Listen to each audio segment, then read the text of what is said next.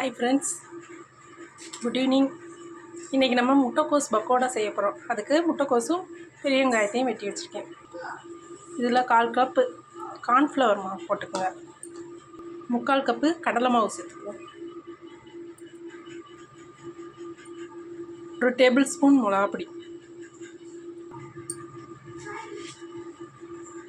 உப்பு தேவையான அளவு சேர்த்துக்கோங்க. தேவையான அளவு தண்ணி சேர்த்துக்கோங்க.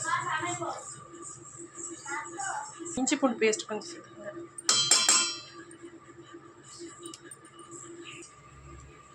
பாத்திரத்தில் எண்ணெய் ஊற்றி எண்ணெய் காஞ்சிருச்சு.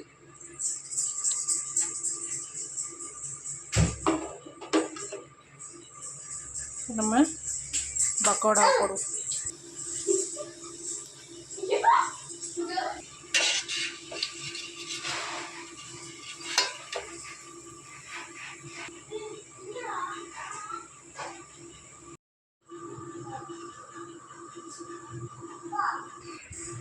இப்போ முட்டைக்கோஸ் பக்கோடா ரெடி ஆயிடுச்சு.